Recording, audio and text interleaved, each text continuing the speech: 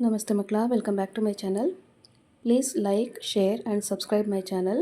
ಮಕ್ಕಳ, ಇವತ್ತು ನಾವು 4ನೇ ತರಗತಿಯ ಕನ್ನಡದಲ್ಲಿ ದೊಡ್ಡವರು ಯಾರು ಈ ಒಂದು ಪಾಠಕ್ಕೆ ಸಂಬಂಧಪಟ್ಟಂತಹ ಎಲ್ಲ ಅಭ್ಯಾಸ ಪ್ರಶ್ನೋತ್ತರಗಳನ್ನ ಈಗ ನೋಡ್ತಾ ಹೋಗೋಣ. ಫಸ್ಟ್ ಹೆಡಿಂಗ್ ನೋಡಿ. ಪ್ರಶ್ನೆಗಳಿಗೆ ಒಂದೊಂದು ವಾಕ್ಯದಲ್ಲಿ ಉತ್ತರ ಬರೆಯಿರಿ. ಪ್ರಶ್ನೆ 1. ಇಲಿಗಳ ಸಂಸಾರ ಎಲ್ಲಿ ವಾಸವಾಗಿತ್ತು? ಉತ್ತರ: ಇಲಿಗಳ ಸಂಸಾರ ಒಂದು ಊರಿನಲ್ಲಿ ವಾಸವಾಗಿತ್ತು.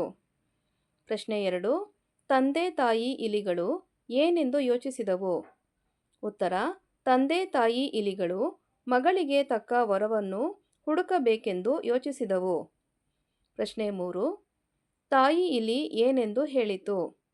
ಉತ್ತರ: ಜಗತ್ತನ್ನೇ ಬೆಳಗುವ ಸೂರ್ಯ ಬಹಳ ದೊಡ್ಡವನು. ಅವನೇ ನಮ್ಮ ಮಗಳಿಗೆ ತಕ್ಕ ವರ ಎಂದು ತಾಯಿ ಇಲಿ ಹೇಳಿತು. ಪ್ರಶ್ನೆ 4. ಜಗತ್ತನ್ನು ಬೆಳಗುವವರು ಯಾರು? ಉತ್ತರ: ಜಗತ್ತನ್ನು ಬೆಳಗುವವರು ಸೂರ್ಯ. ಪ್ರಶ್ನೆ 5. ಸೂರ್ಯನಿಗೆ ಇಲಿಗಳು ಯಾವ ವಿಚಾರ ತಿಳಿಸಿದವು? ಉತ್ತರ: ಸೂರ್ಯನಿಗೆ ಇಲಿಗಳು ಮದುವೆಯ ವಿಚಾರ ತಿಳಿಸಿದವು. ಪ್ರಶ್ನೆ 6. ಯಾರ ಜೊತೆಯಲ್ಲಿ ಇಲಿಯ ಮದುವೆಯಾಯಿತು? ಉತ್ತರ: ಇಲಿರಾಯನ ಜೊತೆಯಲ್ಲಿ ಇಲಿಯ ಮದುವೆಯಾಯಿತು. ನೆಕ್ಸ್ಟ್ ಹೆಡಿಂಗ್ ನೋಡಿ ಮಕ್ಕಳ. ಕೊಟ್ಟಿರುವ ಮಾತನ್ನು ಯಾರು ಯಾರಿಗೆ ಹೇಳಿದರು? ಮೊದಲನೇದಾಗಿ, ಜಗತ್ತನ್ನೇ ಬೆಳಗುವ ಸೂರ್ಯ ಬಹಳ ದೊಡ್ಡವನು. ಈ ಮಾತನ್ನು ತಾಯಿ ಇಲಿ ತಂದೆ ಇಲಿಗೆ ಹೇಳಿತು. ಎರಡನೇದಾಗಿ, ಇಲ್ಲ ಇಲ್ಲ, ನನಗಿಂತಲೂ ದೊಡ್ಡವನು ಬೆಟ್ಟದ ರಾಜನಿದ್ದಾನೆ. ಉತ್ತರ: ಈ ಮಾತನ್ನು ಮೋಡ ಇಲಿಗಳಿಗೆ ಹೇಳಿತು. ಮೂರನೇದಾಗಿ, ನಮ್ಮ ಮಗಳಿಗೆ ಇಲಿರಾಯನೇ ತಕ್ಕ ವರ. ಉತ್ತರ: ಈ ಮಾತನ್ನು ತಂದೆ ಇಲಿ ತಾಯಿ ಇಲಿಗೆ ಹೇಳಿತು. ನೆಕ್ಸ್ಟ್ ಹೆಡಿಂಗ್ ನೋಡಿ ಮಕ್ಕಳ. ವಾಕ್ಯಗಳನ್ನು ಗಮನಿಸಿ, ಸರಿ ತಪ್ಪುಗಳನ್ನು ಗುರುತಿಸಿ, ತಪ್ಪಿದ್ದರೆ ಸರಿಪಡಿಸಿ ಬರೆಯಿರಿ. ಮೊದಲನೇದಾಗಿ ನೋಡಿ. ಒಂದು ಊರು, ಅಲ್ಲೊಂದು ಹುಲಿಗಳ ಸಂಸಾರ ಇತ್ತು. ಮಕ್ಕಳಲ್ಲಿ ಉತ್ತರನ ತಪ್ಪಾಗಿ ಕೊಟ್ಟಿದ್ದಾರೆ. ಈ ಹೇಳಿಕೆ ತಪ್ಪಾಗಿರುತ್ತೆ ಮಕ್ಕಳ. ಒಂದು ಊರು, ಅಲ್ಲೊಂದು ಇಲಿಗಳ ಸಂಸಾರ ಇತ್ತು ಅಂತ ಬರಿಬೇಕು ನೀವು. ಓಕೆನಾ? ಹುಲಿ ಅಂತ ಇರೋದು ತೆಗೆದು ಇಲಿ ಅಂತ ಹಾಕಬೇಕು. ಅರ್ಥ ಆಯ್ತಲ್ವಾ? ಎರಡನೇದಾಗಿ, ಮಗನಿಗೆ ಸರಿಯಾದ ವರ ಬೇಕೆಂದು ಇಲಿಗಳು ಯೋಚಿಸಿದವು. ಇದು ಸಹ ತಪ್ಪಾದಂಥ ಹೇಳಿಕೆ ಮಕ್ಕಳ. ತಪ್ಪು ಅಂತ ಬರೆದು ಮುಂದೆ ಮಗಳಿಗೆ ಸರಿಯಾದ ವರ ಬೇಕೆಂದು ಇಲಿಗಳು ಯೋಚಿಸಿದವು. ಮಗನಿಗೆ ಅಂತ ಇರೋದು ತೆಗೆದು ಮಗಳಿಗೆ ಅಂತ ನೀವು ಸೇರಿಸ್ಬೇಕು. ಓಕೆನಾ? ಮೂರನೇದಾಗಿ, ಬೆಟ್ಟದ ರಾಜನ ಬಳಿಗೆ ಇರುವೆಗಳು ಹೋದವು. ಇದು ಸಹ ತಪ್ಪಾದಂಥ ಹೇಳಿಕೆ ಮಕ್ಕಳ. ಬೆಟ್ಟದ ರಾಜನ ಬಳಿಗೆ ಇಲಿಗಳು ಹೋದವು. ಇರುವೆಗಳನ್ನ ತೆಗೆದು ಇಲಿಗಳು ಅಂತ ನೀವು ಸೇರಿಸ್ಕೋಬೇಕಾಗತ್ತೆ. ಓಕೆನಾ? ನೆಕ್ಸ್ಟ್ ಹೆಡಿಂಗ್ ನೋಡಿ. ಕೊಟ್ಟಿರುವ ಪದಗಳನ್ನು ಸರಿಯಾಗಿ ಜೋಡಿಸಿ ವಾಕ್ಯ ರಚಿಸಿ. ಮೊದಲನೇದಾಗಿ, ತಂದೆ ಇಲಿಗಳು ಯೋಚಿಸಿದವು ತಾಯಿ. ಇದನ್ನು ಸರಿಪಡಿಸಿ ಬರೆದಾಗ ಯಾವ ರೀತಿ ಆಗುತ್ತೆ? ಉತ್ತರವನ್ನು ನೋಡಿ. ತಂದೆ ತಾಯಿ ಇಲಿಗಳು ಯೋಚಿಸಿದವು. ಓಕೆನಾ? ಎರಡನೇದಾಗಿ, ಬೆಳಗುವ ಬಹಳ ಸೂರ್ಯ ದೊಡ್ಡವನು ಜಗತ್ತನ್ನೇ. ಇದನ್ನು ಸರಿಯಾಗಿ ಬರೆದಾಗ ಉತ್ತರವನ್ನು ನೋಡಿ. ಜಗತ್ತನ್ನೇ ಬೆಳಗುವ ಸೂರ್ಯನೇ ಬಹಳ ದೊಡ್ಡವನು. ಮೂರನೇದಾಗಿ, ಇಲಿಗಳು ಬೆಟ್ಟದ ಹೋದವು ಬಳಿಗೆ ರಾಜನ. ಸರಿಯಾದ ಉತ್ತರ: ಇಲಿಗಳು ಬೆಟ್ಟದ ರಾಜನ ಬಳಿ ಹೋದವು.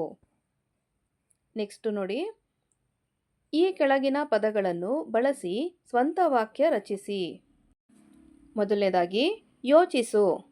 ನಾವು ನಮ್ಮ ಭವಿಷ್ಯದ ಬಗ್ಗೆ ಯೋಚಿಸಬೇಕು. ಎರಡನೇದಾಗಿ, ತೀರ್ಮಾನಿಸು. ನಾವು ತಪ್ಪು ಸರಿ ಯಾವುದು ಎಂದು ತೀರ್ಮಾನಿಸಬೇಕು. ಮೂರನೇದಾಗಿ, ಸಮರ್ಥ. ನಮ್ಮ ಅಪ್ಪ ಅಮ್ಮ ಯಾವ ಕೆಲಸ ಮಾಡಲು ಸಮರ್ಥರಿದ್ದಾರೆ. ನಾಲ್ಕನೇದಾಗಿ, ಮದುವೆ. ನಮ್ಮ ಊರಿನಲ್ಲಿ ತುಂಬ ಚೆನ್ನಾಗಿ ಮದುವೆ ಮಾಡುತ್ತಾರೆ. ಈ ವಾಕ್ಯಗಳಲ್ಲದೆ ನಿಮ್ಮ ಸ್ವಂತ ವಾಕ್ಯ ಸಹ ನೀವು ಉಪಯೋಗ ಮಾಡಿ ಬರೀಬೋದು ಮಕ್ಕಳ. ಜಸ್ಟ್ ಇದನ್ನು ಮಾದರಿ ರೀತಿಯಲ್ಲಿ ನಾನು ತೋರಿಸ್ತಾ ಇದ್ದೀನಿ. ನೆಕ್ಸ್ಟ್ ಹೆಡಿಂಗ್ ನೋಡಿ. ಭಾಷಾ ಚಟುವಟಿಕೆ. ಕೊಟ್ಟಿರುವ ಪದಗಳಲ್ಲಿ ಸರಿಯಾದ ಪದ ಆರಿಸಿ ಬಿಟ್ಟ ಸ್ಥಳದಲ್ಲಿ ಬರೆಯಿರಿ. ಇಲ್ಲಿ ಬ್ರಾಕೆಟಲ್ಲಿ ಏನು ಕೊಟ್ಟಿದ್ದಾರೆ ನೋಡಿ. ಬುದ್ಧಿವಂತ, ಸುಂದರವಾದ, ಇಂಪಾಗಿ, ಚೆನ್ನಾಗಿ. ಇವಿಷ್ಟು ಪದಗಳನ್ನು ಇಟ್ಕೊಂಡು ನೀವು ಕೆಳಗೆ ಕೊಟ್ಟಿರುವಂತಹ ಫಿಲ್ ಇನ್ ದ ಬ್ಲ್ಯಾಂಕ್ಸ್ನ ಬಿಟ್ಟ ಸ್ಥಳವನ್ನು ಫಿಲ್ ಮಾಡ್ತಾ ಹೋಗಬೇಕು ಮಕ್ಕಳ. ಅರ್ಥ ಆಯ್ತಲ್ವಾ? ಬಿಟ್ಟ ಸ್ಥಳ 1, ನವಿಲು ಡ್ಯಾಶ್ ಪಕ್ಷಿ. ಉತ್ತರ ಸುಂದರವಾದ. ನವಿಲು ಸುಂದರವಾದ ಪಕ್ಷಿ. ಎರಡನೇದಾಗಿ ಪಲ್ಲವಿ ಬಹಳ ಡ್ಯಾಶ್ ವಿದ್ಯಾರ್ಥಿ. ಉತ್ತರ ಬುದ್ಧಿವಂತ. ಪಲ್ಲವಿ ಬಹಳ ಬುದ್ಧಿವಂತ ವಿದ್ಯಾರ್ಥಿ. ಮೂರನೇದಾಗಿ ಕೋಗಿಲೆ ಡ್ಯಾಶ್ ಹಾಡುತ್ತದೆ. ಉತ್ತರ ಇಂಪಾಗಿ. ಕೋಗಿಲೆ ಇಂಪಾಗಿ ಹಾಡುತ್ತದೆ. ನಾಲ್ಕನೇದಾಗಿ ಮೋಹನ ಡ್ಯಾಶ್ ನೃತ್ಯ ಮಾಡುತ್ತಾನೆ. ಉತ್ತರ ಚೆನ್ನಾಗಿ.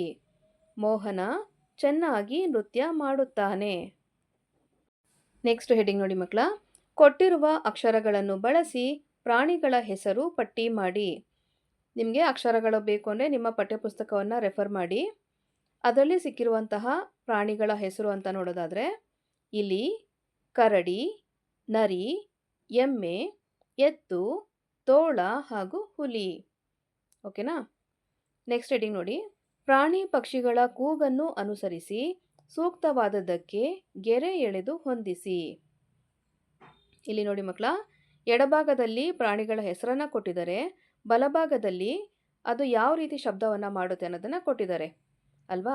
ಅವೆರಡೂ ನಾವು ಹೊಂದಿಸ್ಕೊಂಡು ಹೋಗಬೇಕಾಗತ್ತೆ. ಆ ಪಟ್ಟಿ ಮತ್ತು ಬ ಪಟ್ಟಿ ಎರಡೂನ ಹೊಂದಿಸ್ಬೇಕು ನಾವೀಗ. ಮೊದಲಿಗೆ ಕೋಳಿ. ಕೋಳಿ ಯಾವ ರೀತಿ ಕೂಗುತ್ತೆ ಮಕ್ಕಳ? ಕೊಕ್ಕೊ ಅಲ್ವಾ? ಕೋಳಿ ಕೊಕ್ಕೊ. ಎರಡನೇದಾಗಿ ಕಾಗೆ. ಕಾಗೆ ಯಾವ ರೀತಿ ಶಬ್ದವನ್ನು ಮಾಡುತ್ತೆ? ಕಾಕ. ಕಾಗೆ ಕಾಕ ಅಂತ ಶಬ್ದ ಮಾಡುತ್ತೆ. ಬೆಕ್ಕು ಏನಂತ ಕೂಗುತ್ತೆ? ಎಲ್ರಿಗೂ ಗೊತ್ತಿರೋದು ಇದು, ಹೇಳಿ ಒಂದ್ಸಲ. ಮಿಯಾವ್ ಮಿಯಾವ್ ಅಲ್ವಾ? ನಾಯಿ ಬೌ ಬೌ. ಕೋಗಿಲೆ ಕುಹು ಕುಹು. ನೀವು ಸಹ ಇದೇ ರೀತಿ ಹಾಡ್ತಾ ಪ್ರಾಕ್ಟೀಸ್ ಮಾಡಬೇಕು ಮಕ್ಕಳ. ನೆಕ್ಸ್ಟ್ ಹೆಡಿಂಗ್ ನೋಡಿ. ಕೊಟ್ಟಿರುವ ಪದಗಳಲ್ಲಿ ಸರಿಯಾದ ರೂಪವನ್ನು ಗುರುತಿಸಿ ಬರೆಯಿರಿ. ಇಲ್ಲಿ ಏನು ಕೊಟ್ಟಿದ್ದಾರೆ ನೋಡಿ ಮಕ್ಕಳ, ಕೆಲವೊಂದಷ್ಟು ಶಬ್ದಗಳನ್ನ ಕೊಟ್ಟಿದ್ದಾರೆ. ಆ ಶಬ್ದವನ್ನು ನಾವು ದಿನನಿತ್ಯ ಆಡು ಭಾಷೆಯಲ್ಲಿ ಹೇಳುವಂಥ ಶಬ್ದ ಸಹ ಇದೆ. ಹಾಗೆ ಬರವಣಿಗೆ ಮುಖಾಂತರ ನಾವೇನು ಬರಿತೀವಲ್ವ ಅದರ ಶಬ್ದಗಳು ಸಹ ಇದೆ.